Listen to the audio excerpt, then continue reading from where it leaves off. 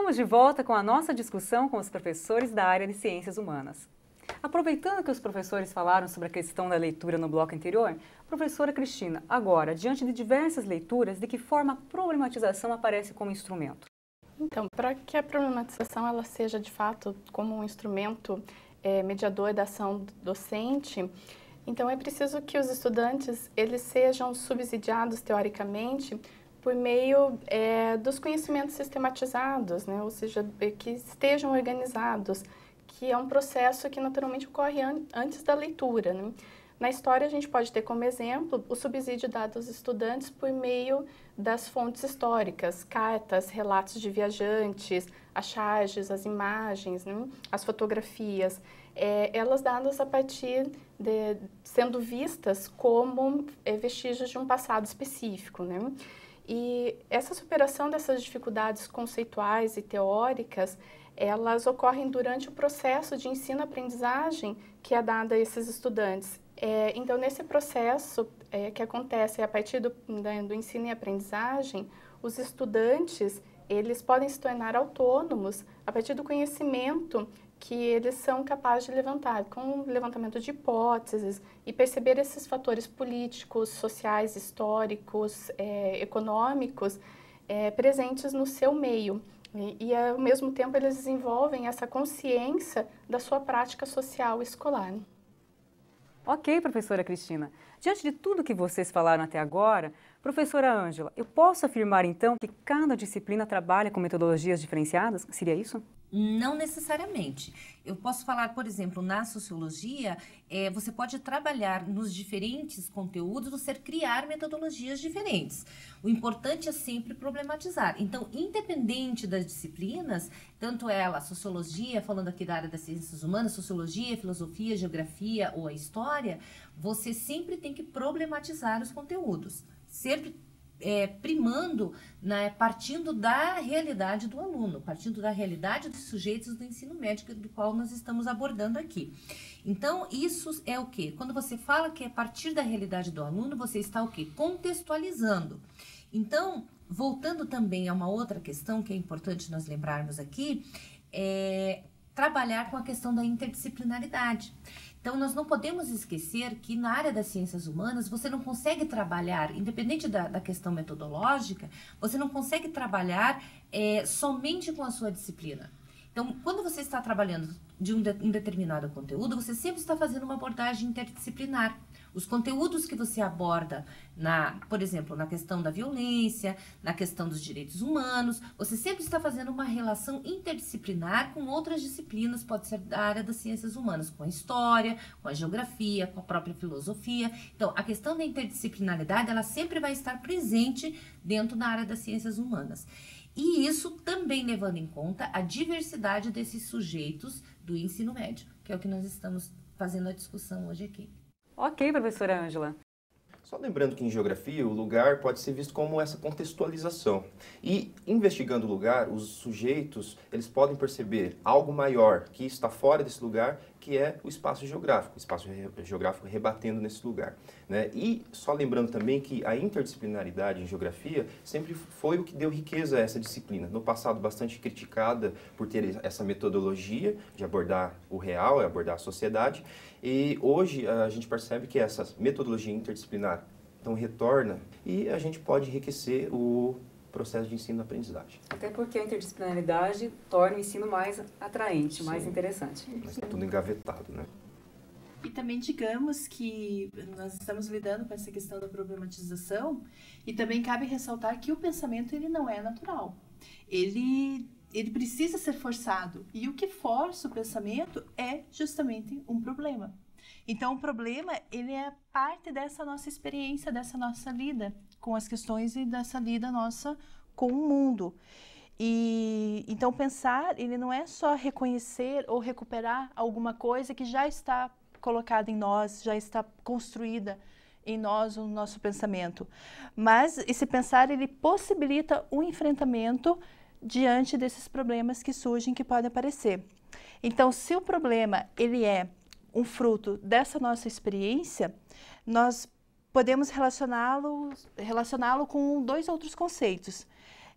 a questão de que os problemas são acontecimentos, muitas vezes caóticos e imprevisíveis, e de que o problema ele possui uma singularidade, que, por sua vez, essa singularidade é composta por outras singularidades também. Ok, então quer dizer que o professor vai colocar a problemática e vai instigar esse aluno a refletir e a fazer questionamentos para buscar uma possível solução. Sim. E daí isso também levanta uma outra questão muito importante. Se o problema ele pode ser resolvido.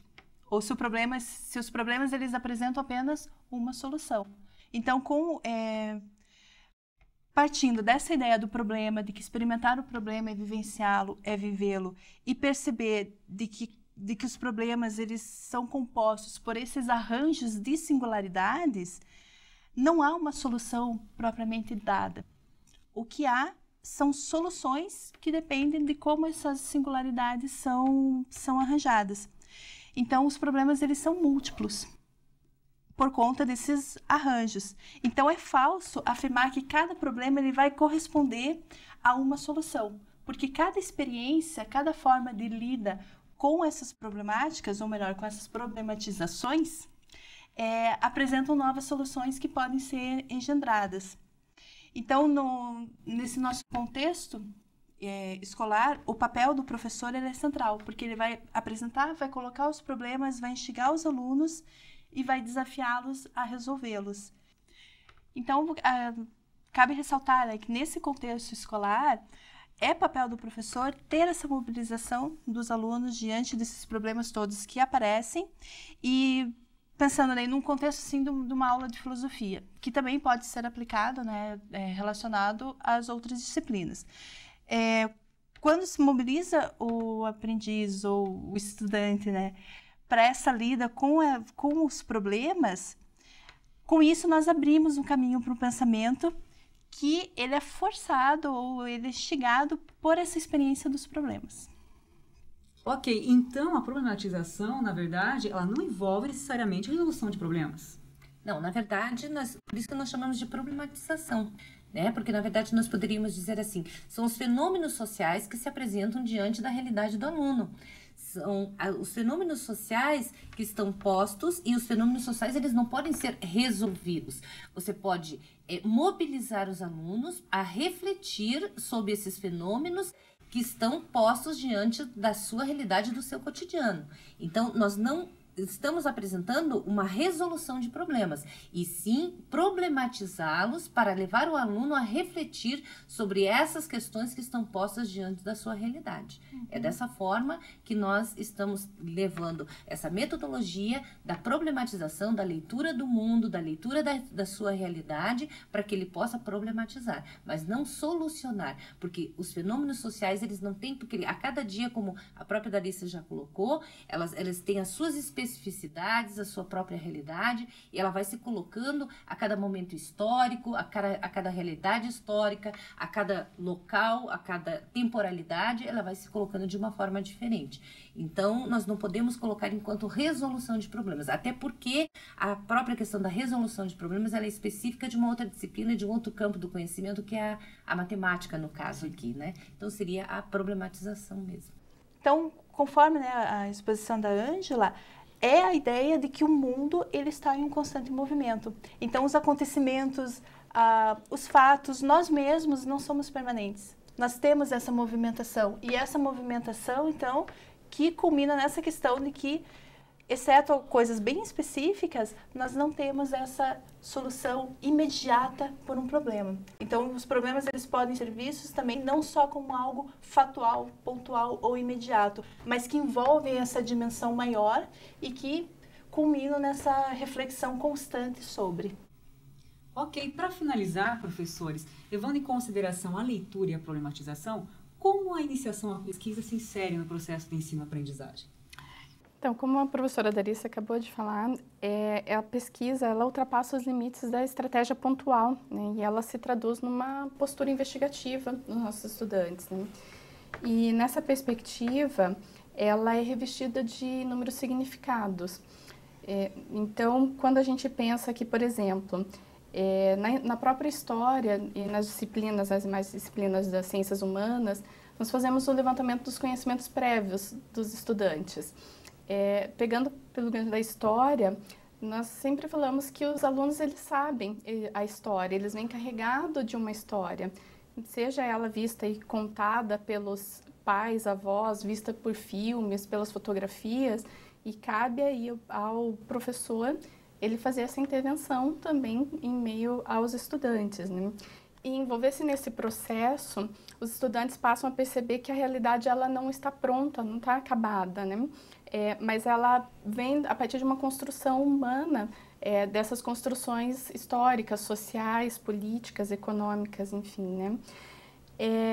E a gente pode fazer esse processo a partir de uma abordagem dentro da disciplina de História, a partir das abordagens fílmicas, por exemplo, utilizando como fontes históricas, retomando aí que não é uma realidade posta, e sim algumas visões que são dadas a partir de um filme, lembrando que o filme tem a sua intencionalidade, ele tem os processos que envolvem ali uma linguagem utilizada, se ela corresponde àquele período histórico, as representações, se elas representam um passado específico, a partir das pessoas que estão ali representadas, com as suas roupas, as suas características, né? E valendo-se dessa constituição de um passado, de uma reconstituição de um passado específico, né? Nós podemos perceber que ali há diferentes visões da história, né? As diversas histórias contadas, né? E compreender que essas obras, elas não são somente uma realidade que representa, né?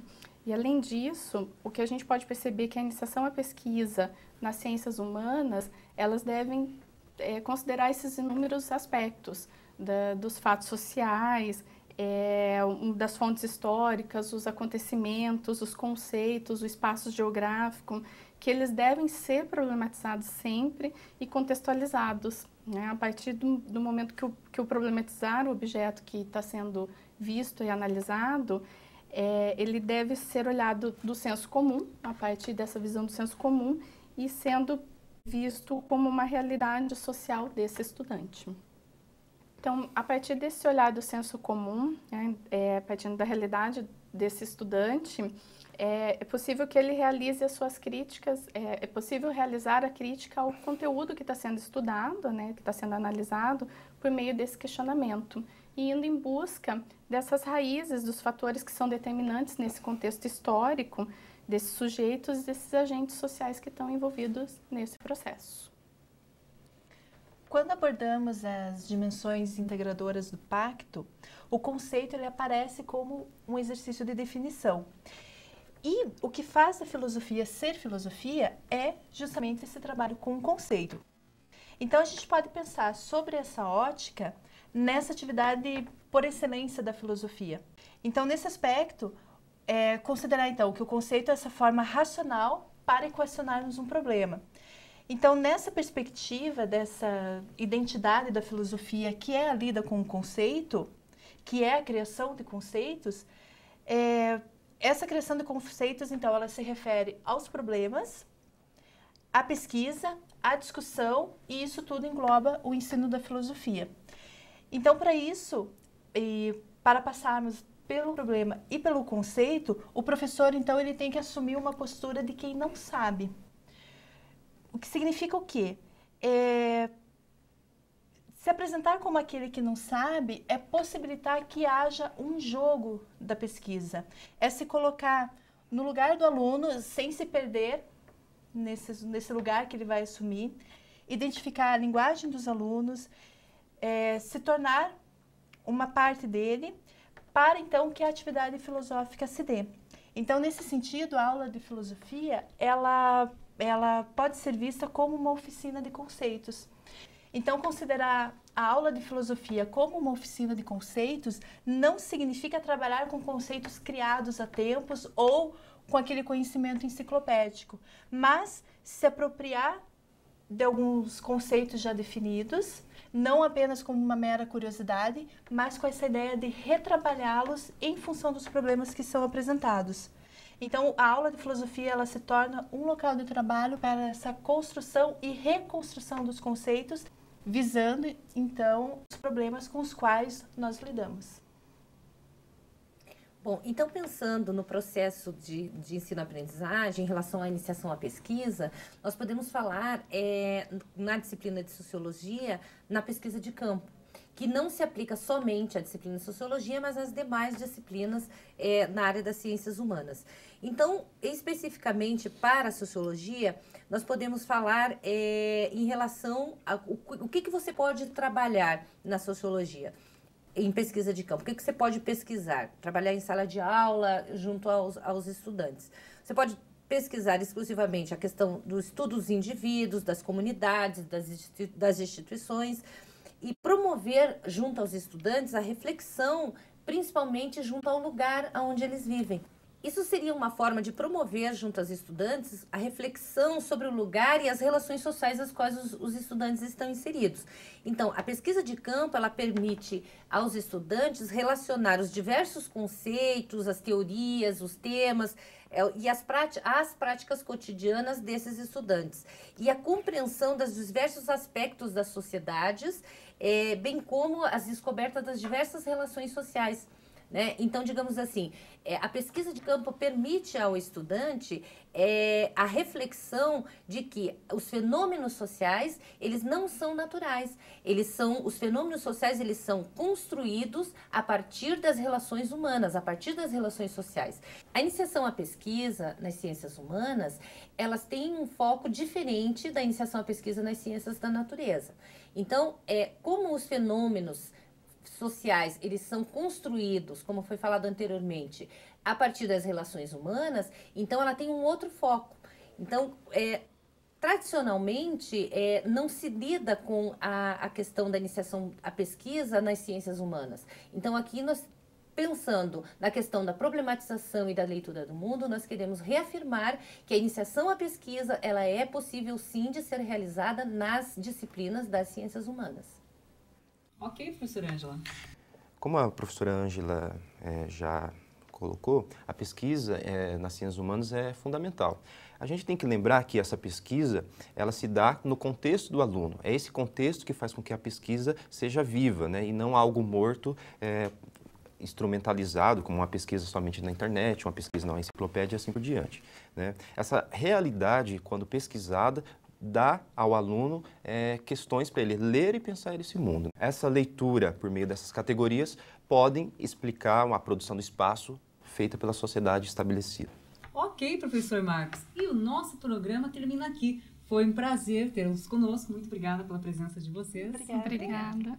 Esperamos que essa discussão tenha contribuído para aprofundar as questões sobre abordagens metodológicas e as dimensões trabalho, ciência, cultura e tecnologia na área das ciências humanas.